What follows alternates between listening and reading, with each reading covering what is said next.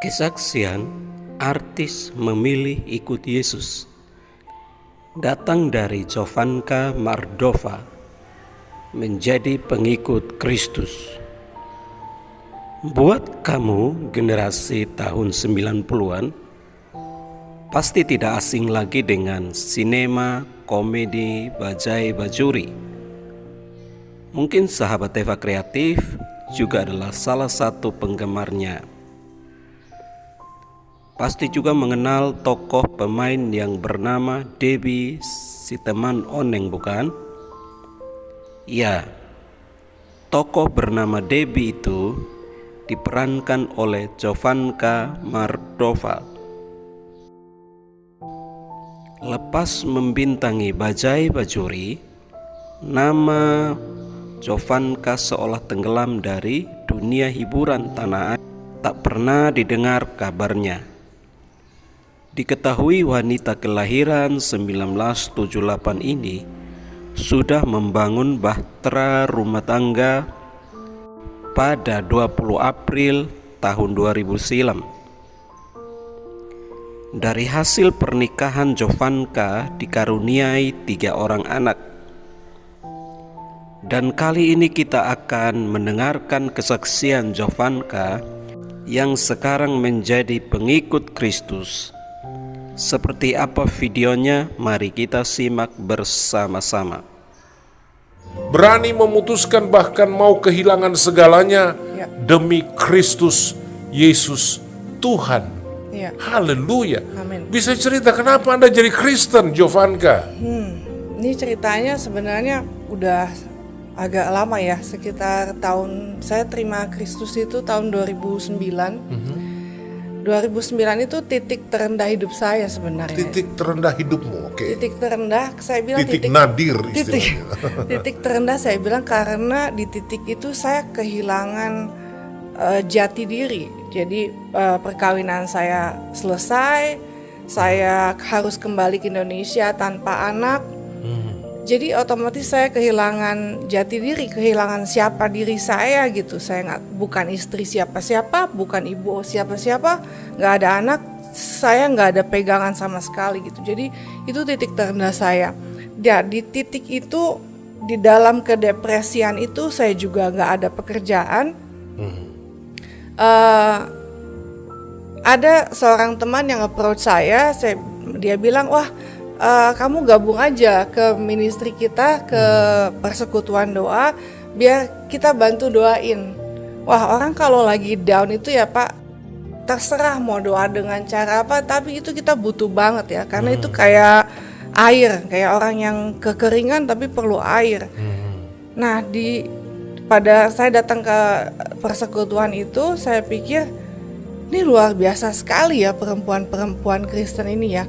Mereka nggak kenal saya, nggak tahu story saya, nggak tanya-tanya kenapa saya ada di situ, tapi mereka mau doain, dan doanya mengena sekali, doanya bisa spesifik yang saya sedang alami gitu, keterpurukan yang amat sangat. Jadi pada saat mereka doa itu saya nggak bisa ngomong Pak, saya cuma bisa nangis. Dan mereka makin lihat saya nangis, makin kencang doanya. Waduh, itu saya bilang nih ada apa ini ya itu ya. Itu saya yakin tuh jamahan Tuhan ya. Amin. Dan dari situ mereka undang saya ke gereja mereka untuk hari Minggu berikutnya kan, untuk hadir. Nah, saya belum pernah datang ke gereja Kristen, saya nggak tahu tata ibadatnya seperti apa. Tapi lagi-lagi perasaan dipenuhi itu yang bikin saya pengen datang. Saya harus datang nih, saya bilang saya pengen tahu nih seperti apa orang-orang ini, luar biasa gitu. Mereka mau doain strangers dengan sepenuh hati. Doakan strangers, iya kan? yang karena tidak tahu histori Jovanka itu bagaimana. Betul, tanpa mereka kepo, tanpa mereka tanya ada apa nih, kenapa, tanpa menjudge situasi saya, mereka mendoakan saya. Tahan dulu, ini penting. Tanpa kepo, tanpa menjudge, dan ini yang menjadi semacam ketertarikan. Ini orang gak kenal saya, tapi dia mau doakan saya. Bahkan dia mau undang saya ke komunitas mereka. Ini luar biasa. Luar biasa, karena biasanya perempuan itu kan senengnya cari tahu, tapi cari tahu hanya untuk bahan perbincangan, bukan cari tahu untuk membantu menenangkan atau cari solusi. Biasanya seperti itu yang kita tahu.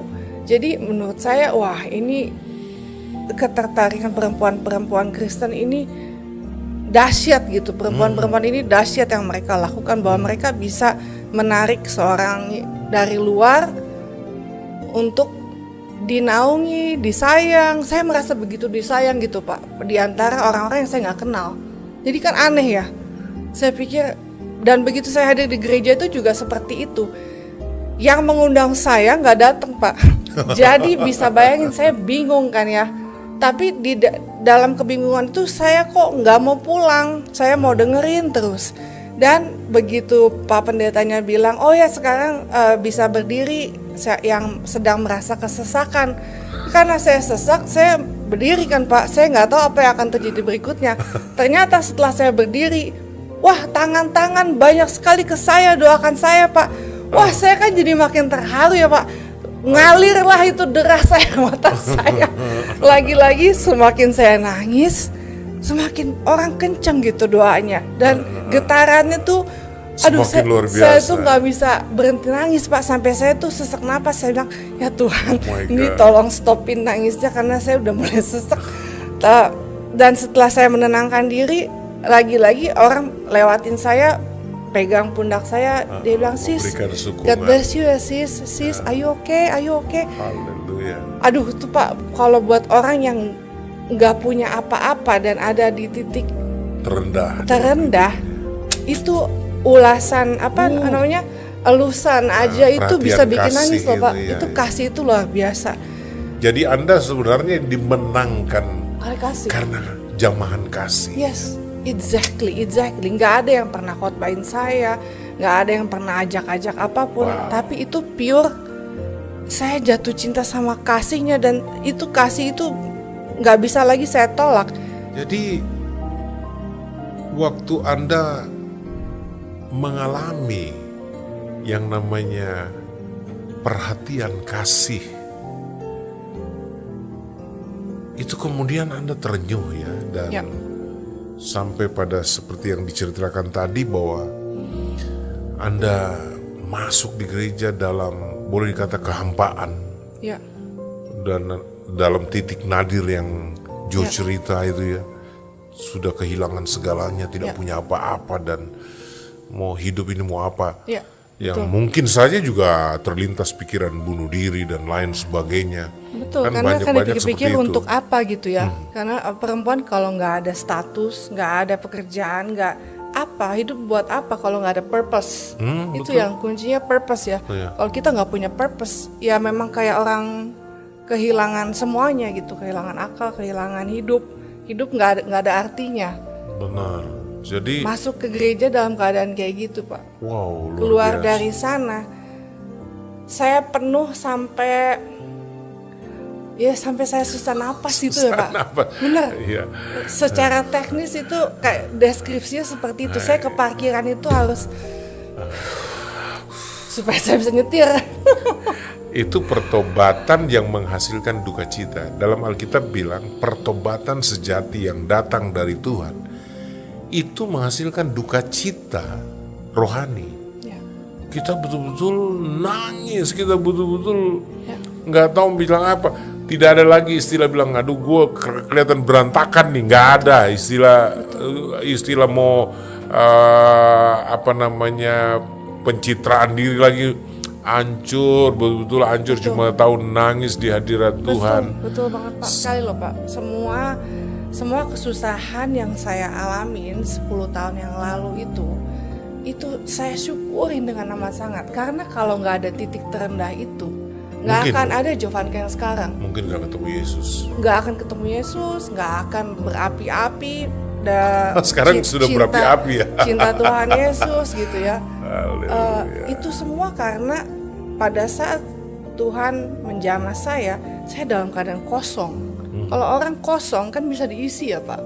Tapi kalau kita dalam keadaan nyaman dan penuh segala-galanya ada, agak sulit juga ya ada perjumpaan atau mengalami Tuhan. Ya, artinya Jadi kita syukurin lah Pak. Kalau setiap orang punya saat, Ya. waktu untuk dijamah Tuhan. Ya.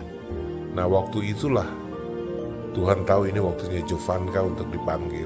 Ya. Dan puji Tuhan, banyak yang terpanggil, sedikit yang terpilih. Tapi saya lihat bahwa Anda orang yang dipilih, dan puji Tuhan, saya harapkan akan setia Amin. seperti anak-anak Tuhan yang lainnya. Dan Karena mungkin menjadi yang Kristen bikin- gak betul. gampang. Yang bikin saya juga terharu ya Pak sama kasih Tuhan Yesus itu, bahwa dia mencintai bukan cuma anak-anaknya yang Kristen ya Pak. Dia mencari dombanya yang hilang. Betul. Jadi saya begitu baca Yohanes ya Pak, itu saya nggak bisa berhenti nangis.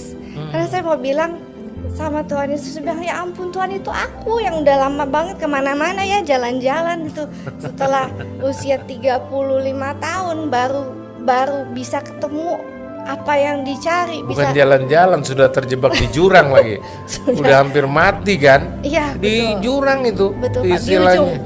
Udah di ujung ya Pak. Di gambaran dalam perumpamaan di Alkitab itu, gembala yang baik itu meninggalkan 99 ekor domba yang aman di kandang, Betul. lalu bertaruh nyawa untuk mencari seekor Yang satu. domba yang terjebak di jurang dan terancam binasa, yang namanya Jovanka Mardova. Biarlah kesaksian ini menjadi berkat untuk sahabat Teva Kreatif semuanya. Jangan lupa like, komen, dan subscribe video ini. Terima kasih. Jangan lupa klik video yang di sini ya. Terima kasih.